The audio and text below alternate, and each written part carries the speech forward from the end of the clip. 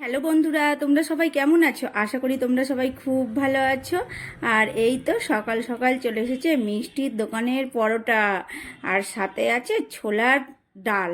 ছোলার ডালই বলা যায়, কেননা আলু কম আছে। আর আমার আবার একটু আলুর তরকারি হলে পরোটার সঙ্গে বেশ ভালো লাগে, কিন্তু আমাদের এখানে মিষ্টির দোকানে করে ছোলার ডাল। তো তাই দিয়ে আজকে টিফিনটা সেরে নিলাম সকাল সকাল। তো চলো তোমাদের সঙ্গে দেখা হচ্ছে রান্না বান্না দিয়ে। আর আজকে রান্না হচ্ছে মাছের ঝোল হবে, আর মাছগুলোকে ভেজে নিলাম, এই দেখো লাল লাল করে। আজকে মাছ রান্না করছি, কিন্তু এটা কি মাছ সেটাই জানি না, জানো। তোমাদের দাদাভাইকেও জিজ্ঞেস করলাম এটা কি মাছ, ও বলতে পারলো না। আর বড় মাছের আঁশটা একটু বড় বড় থাকে না, কিন্তু এই মাছের ছোট ছোট আঁশ ছিল। তাও বুঝতেই পারলাম না কি যেন মাছ আছে, এটা জানি না, ভগবানই জানে। রান্না বান্না তো করি, তো যেমন করে রুই কাতল মাছ করে ওইভাবেই রান্না করলাম।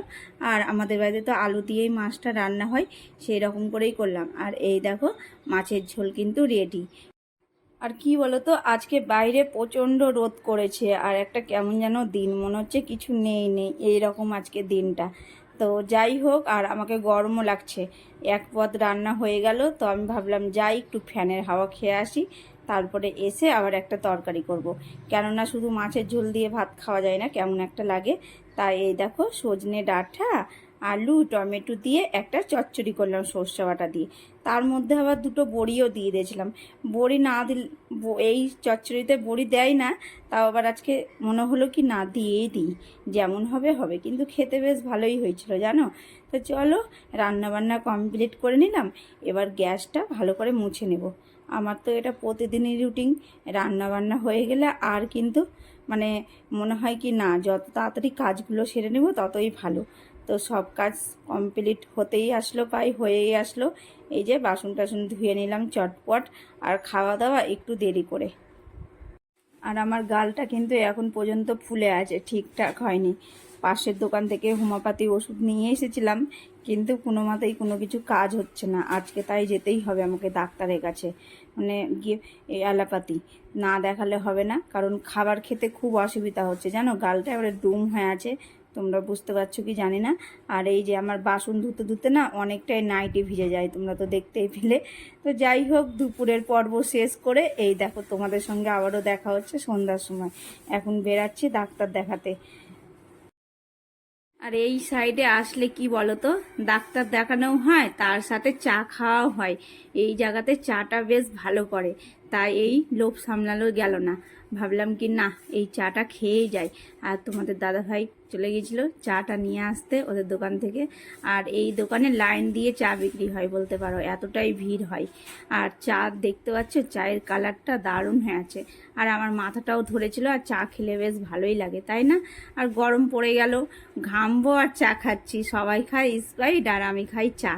তো যাই হোক, চাটা খেয়ে নিয়ে এখন আমরা একটু হাঁটি হাঁটি পা করে ভাবছি চৈত্র সেল দেখব। তো চৈত্র মাস তো অনেক দিন আগেই পড়ে গেছিলো, চৈত্র সেলে যাওয়াই যায়নি। আর এসে কি দেখছি বলো তো, সেলের কোনো বালাই নেই।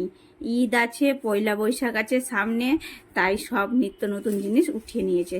তো চৈত্র সেলে দুই একটা জিনিস যদি কিনা যায় তো নিজেকে মনে হয় লাভবান লাভবান, মানে লাভ করে নিলাম এরকম মনে হয় না।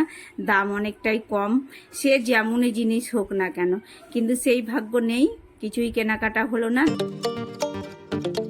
এই দেখো, ভাবলাম কি গরম গরম জিলাপি ভাসছে, তো জিলাপি খেয়ে নিই। জিলাপিগুলো দেখলে কত সুন্দর লাগছে। তো যাই হোক, চলো। যেই কাজের জন্য আসা হলো ডাক্তার দেখানোর জন্য, কিন্তু ডাক্তার বসেনি। ডাক্তার বসবে 6 তারিখ থেকে। 6 তারিখই তো মনে হয় পোস্টারে দেখলাম।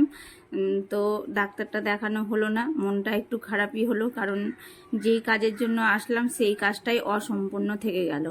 তো এই দেখো বাড়ি চলে আসলাম, আর বাড়ি এসেই আবার খাওয়া দাওয়া। খাওয়া দাওয়া বলতে এই দেখো নিমকি। এই নিমকিটা তোমার বৈশাখ মাসের প্যাকেটে, হালকাতার প্যাকেটে পাওয়া যায় না এই নিমকিগুলো, আর আজকে মিষ্টির দোকানে পেয়ে গেলাম। সচরাচর কিন্তু মিষ্টির দোকানে এই নিমকি করে না, ছোট ছোট নিমকিই করে। কি বলো তো বন্ধুরা, যেই কাজের জন্য গেলাম সেই কাজটা যদি না হয় তো ভালোই লাগে না। আর যেহেতু শরীরের ব্যাপার, আর এমনিতে আমার গাল দিয়ে ভালোই লাগে না, সব সময় টিস টিস করছে, ব্যথা করছে। আর ভাগ্য যদি খারাপ হয় মনে হয় এইরকমই হয় তাই না। তো কিছু করার নেই, জানি না, ডাক্তার নোটিশ তো টাঙানোই ছিল কবে বসবে, সেই ডেটেই যেতে হবে, না হলে অন্য ডাক্তার দেখাতে হবে। তো চলো, এই যে রাত্রের খাওয়া দাওয়া হতেই হবে, কারণ পেট তো আছে, খাওয়া দাওয়া করতেই হবে যতই যাই হয়ে যাক। তো এই যে এখন আলু সিদ্ধ মাখাচ্ছি শুকা লঙ্কা দিয়ে, আর লবণের সঙ্গে ভালো করে চটকে নিলাম লঙ্কাটাকে। আর খেতে ইচ্ছা করছিল একটু ঝাল ঝাল করে আলু সেদ্ধ, আর ঝাল খেতেও পাচ্ছি না। আমার আবার একটু ঝাল ঝাল জিনিস খেতে বেশ ভালো লাগে, মিষ্টি মিষ্টি জিনিসের থেকে। আর এই যে গালের জন্য যত সমস্যা। তো চলো, ভিডিওটা আজকের মতো এতটাই।